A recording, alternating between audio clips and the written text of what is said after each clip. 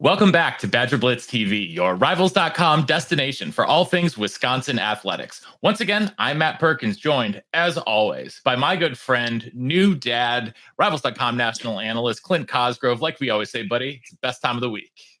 Best time of the week. Let's be awesome. Call me daddy. Yes, just absolutely. I'm not going to. I will let other people do that to you and for you. Let's be awesome today. Badgers got some good news about an hour before we started recording. They have landed their first 2025 commit, quarterback Landon Locke, the little brother of redshirt freshman quarterback Braden Locke, out of Rockwall, Texas. And talking to some people, they like Landon a lot. They like his upside a lot. He's a little bit bigger frame than his brother, Clint. Always good to start off a cycle with a quarterback with a bang. And I think this is a really nice get to get a second lock in Madison under Phil Longo. Let's talk a little bit here about young Landon. Well, let's talk a little bit about Texas quarterbacks in Wisconsin. This might be the new thing. It actually doesn't shock me, come to think of it. These guys grow up in the same system from like second, third grade, and they just deal, So you've got a guy who comes in, understands defenses, reads, keys, hot routes, all of that stuff. And, I had not looked at the younger Locke at all until you brought up the film, but this kid can play. He can make opposite shoulder throws. He can run with the ball. He can extend plays with his, obviously, but he can scramble the pass. I saw somebody make a comment about he can make all the throws. What does that mean on Twitter today? That means the dude can make far hash throws. They can make comebacks, flats, deep ball, whatever it is. When you say a guy can make all the throws, that means they can make all the throws. And people use that as a catch-all, but if used the correct way, that is exactly how I would describe this kid. You see him roll both ways. He's very accurate both ways. He can manipulate his release point. He can manipulate his body, and he gets torque on the ball. You talk about him being about 6'3", 180. He's pretty wiry right now. When that fills out, I mean, this dude got a chance to be a problem. I know we don't have a rating on him yet. I think came as a surprise, but this kid can play. I'm a fan. Obviously, it's just a film eval. Maybe I've seen him in a camp, but I don't have any notes if I have. You're talking about building an offense and what Longo's trying to do. He's not much different than the kid they had at North Carolina, to be honest. I know that's very, very high praise, and this is a young kid. But, the way I watch him make, off-balance throws and everything like that, like, this kid's got a pretty high upside. My eval is very limited, but, I'm pretty blown away. So I'm going to have to dig a little deeper, going to have to see him at more, hopefully in person. See him at events, camps, whatever it may be. But, he definitely passes the film test. And I think they know what they're doing, going out on a limb. And maybe Wisconsin's the new Texas quarterback factory. Who knows? I mean, for a long time, Hayden Fry was bringing up Texas quarterbacks to Iowa. And then, that continued with Ferentz for a while with some of those guys. Maybe they just keep on coming north to Wisconsin now. Who knows? Who knows? Nothing like throwing in freezing cold weather. Hey, man, listen, someone's got to do it. And we've seen some pretty good pro quarterbacks do it in Wisconsin at a high level for a long time. So it's definitely not impossible. One of the guys that he could potentially be handing the ball off to has become one of the more divisive recruits in this class. Gideon Atuka, the halfback from the DMV. He is committed to the Badgers last weekend. Everyone's been mulling around about, who can potentially come in as a running back recruit. Darian Dupree, we've talked about a lot. They had Dylan Jones on campus last weekend, but a week after his official, they got Gideon Atuka to pop. Some people love him. Some people think he's, got some room to grow. As, the official Dejon Riggs stand here on in Badger Nation. I thought that Riggs was someone who could have helped the offense a lot as well. But Clint, the more I watch Atuka and the more I talk to you specifically, I think that there are some things here that maybe some of us, like me included, might be missing. And in terms especially of fit. So let's talk about young Mr. Atuka here for a couple minutes. Yeah. We watched the film together, and I understood every point you made. There are maybe some limitations when you're thinking about an elite back. But the first thing that I said to you is I see fit. This kid is a low center of gravity. He's going to run against 5-man boxes. His lateral cutting ability is incredible. His balance is incredible. He doesn't need to hit the home run every time, because what you do and really what you're going to see, like out of Tennessee, for example, and I always use them as an example because everyone thinks of them going, and really they did. They ran steamers. They went four verts and broke off the routes according to coverage every play. But what they did is they got a 5-man box, and they actually ran the ball about 55, 56% of the time. He is the prototype for that. He's not going to lose yardage. If somebody gets penetration in the backfield, he's going to keep his balance. He's going to fall forward, and he's going to be running against 5-man boxes. This is a guy who's going to get you 4 or 5 yards every single time. Is he going to get hit an 80-yard shot? I'm sure he will at some point in his career, but you don't depend on him for that. What he's going to do is he's going to be extremely consistent, extremely reliable. He almost reminds me of who was the Burns back? Jason Burns a little bit, who I think went on to play for Cincinnati. I mean, he's perfect for the offense. And you talk about fit. This is the prototype for that offense. Now, do you go with the full stable of these backs? No, you don't. You go with a guy who can do this. I think he can develop into a nice pass blocker, but then you need your dynamic guy, your space guy, your home run hitter. So he's the thunder. You're looking for some lightning, but the more I watch him and the more I think about what they're going to try to do offensively and the defensive looks that they're going to get, he's a perfect fit, because what happens then, you get your 5-man boxes. People want to play, I don't know, two deep, quarters, off man, whatever it may be.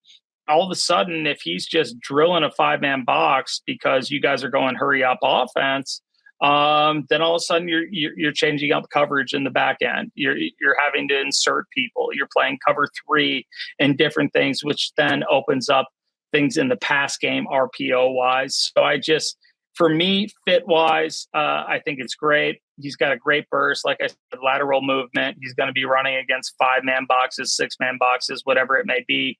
But this is the type of running back that you need in this system. And I think he's going to have a lot of success. I lost you. Well, one of the things that you and I talked about last week when we were discussing this offline was that the Tennessee offer stood out to you, and that schematically was something that really fit. And I forgot about that. So for me, that's when it kind of clicked, right? Because if you look at the way that Tennessee was using their backs, especially when they've got their wide splits, their wide receivers outside of the numbers, right? You got those guys stretched really, really wide. You're going to have bigger lanes and someone with a lower center of gravity who can punish those guys. I mean, Braylon Allen punishes in a different way, right? And I feel like he has the chance, after going back, watching a little bit of Tennessee tape. Yes, I actually did watch some Tennessee tape after you told me that. I love it. I love it. And it started to make not just a little more sense, but a lot more sense in my head with this fit, with this player in this fit. Now, I'm still going to stand on the table for Dejon Riggs, because I still think that kid is special. I still think that kid is special. No matter where he goes, is going to be special. But I am getting higher on the day about Atuka because of the fit and because of some of those little things that I might have missed the first 2 or 3 times that I watched through the tape. And this is why I love it. I call you. I don't just trust my own eye. So, your eye is good, but I'm happy you watched the Tennessee film. And you literally see it, don't you? Because hurry up. Everybody's gassed. And all of a sudden you've got a linebacker. And then, the way the defensive line is coming together, you're basically getting 1-for-1. You're going to have a linebacker who's going to have a one-on-one. They're going to have to shoot a gap, or they're going to have to tackle him in space. And if they do not wrap up, that's 5, 6, 7 yards, whatever it may be, every single carry. And I think we're going to see a lot of that moving forward. And then you add Braylon in there, who won't be there, I guess, by the time that this kid gets there. Yeah, but it just, fit wise, to me, it makes a lot of sense, and I'm a fan. Yeah, and there's going to be carries available. There's going to be carries available with Braylon and Chez both in their last year of the season. You never know. With we're assuming they're going to pair him with a second back, so we'll be interested to see who that is down the road. Two guys they won't be playing with, two recent flips. Rob Booker, the in-state tight end out of Waunakee, flipped to UCLA, and Vernon Woodward, the corner out of Florida, flipped to Illinois. I know that Badger fans are, rightfully worried. It always kind of stinks to lose a guy, whether they're in-state, out-of-state, whatever. But I got to say, Clint, I think that you got to get used to it a little bit more, because it's a new recruiting team and just sort of a new animal. They are going more aggressive after more guys, and the guys that they are going after and even get are still going to be pursued more aggressively by the teams that they've been in competition with. So, for better, for worse, or for not, I think flip season is here to stay. Yeah. I mean, I think the defensive back flip will make more sense as we get a couple more weeks into all of this. So that one makes a little sense without having any intel. I got hit with that on a radio show today, and being on paternity leave, I wasn't totally locked in, but from what I've heard, I understand that one. The Booker thing, that hurts. It does. I think Booker wanted to be at Wisconsin. Wisconsin wanted to have Booker. And there's always extenuating circumstances. He's a great kid. And, sometimes being right down the street from where you grew up isn't the best. Like, I wanted to go to UCLA. UCLA didn't want to recruit me. I ended up down the street from where I grew up. So I get it. And, those things are going to happen. And especially in today's age in recruiting, and everybody hammers on, the Wisconsin kids going out of state. It's just, this year's a little bit of an anomaly. New staff, new territory, new standard, new everything. I wouldn't be worried about it. What I'd be focused on is what they're doing in some of the areas that Wisconsin had a lot of success in the past. I mean, going out to PA. Have we done that since Joe Rudolph, Bernie Wyatt? I mean, Ron Dane and from New Jersey, Tony Pachotti. Like, I'm thinking of all Tony the dudes Pachotti, Chris Presley out of New Jersey. I mean, obviously the running backs, whether it's, recently Jonathan Taylor, Corey Clement, but going back, you got Anthony Davis. Yeah. But also, you think about some good defensive linemen, Matt Shaughnessy, Antosh Hawthorne out of Connecticut. Antosh. Khan. Yeah, Antosh never lifted a weight before he came to Wisconsin. I think high school American never lifted a weight. What he did is he lifted kids in the school and threw them around. That man was a monster. Some of you young guys who didn't watch those early 2000s Badgers defensive lines with him, with Jefferson and Antosh and Erasmus. Dude, those units were monsters. Those units were absolute monsters. Okay, I get stuck reminiscing. Let's keep those. I saw Taj at the Waste Management Open, a year or two ago. It was great to see him. So, we'll keep moving. Well, I mean, he's out there in Arizona anyway. Phoenix, Special shout out to all of our friends there in the den. We got a lot of new den members coming in right now. We appreciate it. Keep those questions coming. We got more questions than we can answer this week, Clint. But there was one that I got to say, ATL Badger, you have been, putting up some real good questions lately, and we've got another doozy. It's a big one, so you might have to hold on to your horses here for a second while I read the entire question. We'll take a little bit piece by piece. But ATL wants to know how Clint and his peers evaluate players during the fall season. What kind of prep do you do in the summer? How do you determine who you're going to see in person at their high school games? Only 12 to 16 weeks of games, and with everyone pretty much playing Friday night, except you're in the Northeast like me when I was growing up on Saturday mornings. How do you determine who you see? Do you only see certain kids in practice? Do players and coaches send you film? Do you, how do you make those sort of determinations? Because some kids will show up to rival showcases because they can, but not all kids can show up to those. And so, how do you sort of determine who you are going to invest your valuable scouting time in? How much time do we have? Right now we've got about 7 minutes, but in general, we could have like a four part special on this, Clint. This could be a 10-part special. It's really up to kind of what you're looking for. Are we talking underclassmen? Are we talking seniors? The day of the senior eval really isn't there anymore. Everything's pretty much done before senior year. Now there's guys that do pop. Now the interesting thing is, and the NCAA is talking about changing this, is so many of these fall on the road in-person evals are wasted because coaches are busy preparing for season, and you can only have so many counters on the road. When they added the extra coach, a lot of schools added a special teams coordinator. One thing that, Kirk Ferentz in Iowa did that I think was absolutely genius was they hired Seth Wallace, who's now the co-DC, but phenomenal recruiter. He had GA'd for them before. I think he was a DC at a school down south. They brought him in, and what he did is he coached the outside linebackers Monday through Wednesday. And they said, okay, we have an extra coach. We've done fine with every phase of the game. It could be argued on offense that they, had their struggles at time, but they feel good about every phase of the game. And they said, we're losing these days on the road, but nobody else is using them.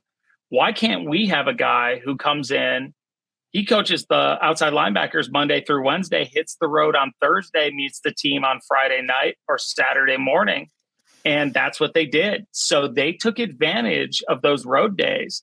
And you'll notice Iowa's one of the few schools that not only does senior evaluations, but has had a lot of success with senior evaluations. So it's really kind of how there's a million ways to do this. Underclassmen, I wouldn't worry about the game evals as much because you'd rather have them work out for you in person. But when it comes to senior evals, it is getting guys on the road. Most schools, what they'll do is, let's say that I have a game at Rutgers and, the team flies in Friday afternoon. Well, if I'm recruiting out east, maybe I'll fly in Thursday evening or Friday morning, be able to go out and see some targets in the area and recruit based off football schedule.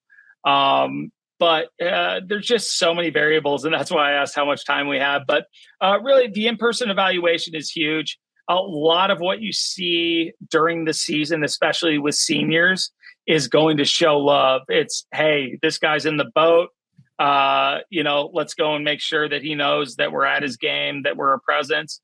But then the other thing you see is guys that you're going all in on.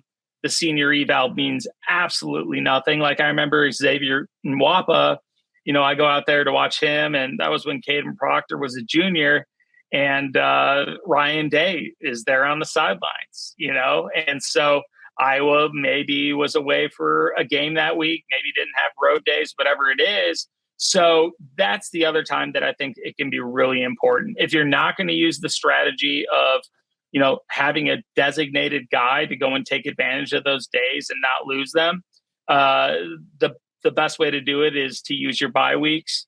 And really, you're not going out to find a kid at that point when it comes to a senior eval. Now, you might be watching a kid.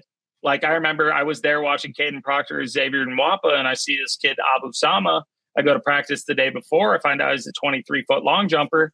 He signs with Iowa State, this past year. So that happens. But really, when you're cutting down the nuts and bolts, you either got to have a designated guy who's going to go out and take advantage of those days. You're going to use geographic locations as far as your away games, or you're going to use bye weeks. And that's really what it's come down to. What about for you on the Rivals side, though? How do you determine who you are going to go see? I throw a bunch of dice in a hat. I assign a school, a number, and I pick it from there. No, really what I do is there's certain kids that I have to see. If I can see them at a camp, and nowadays usually with the enough camps, whether it be our Rivals camp, Under Armour camp, mega camps, whatever it may be, you can typically see one of those guys.